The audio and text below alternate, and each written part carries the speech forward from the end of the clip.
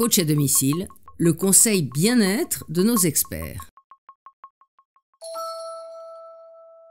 Bonjour les amis de l'éthanologie, mon nom est Fabrizio Buccella, je suis directeur de l'école d'énologie Interwine à Bruxelles et surtout blogueur pour le Huffington Post.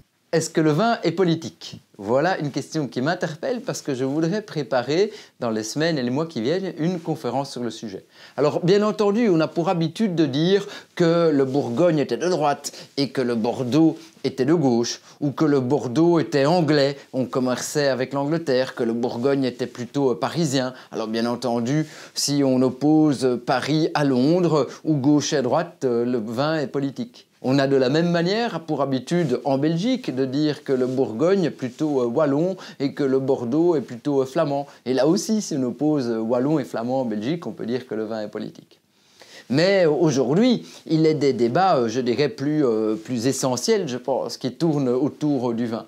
Si on prend des nouvelles méthodes de production, par exemple les vins biologiques ou les vins biodynamiques, voire les vins nature, eh bien, ce sont des autres manières de concevoir le rapport à l'environnement, le rapport à soi, aux autres, d'autres manières de gérer une exploitation vitivinicole, par exemple en utilisant beaucoup moins ou très peu, si pas du tout, de produits de type pesticides issus de l'industrie phytosanitaire. Alors bien entendu, si on souhaite soutenir cette vision-là, eh bien on sera aussi dans un débat politique. Et donc le vin, quelque part, il est politique. Il est aussi politique dans le choix du circuit de distribution.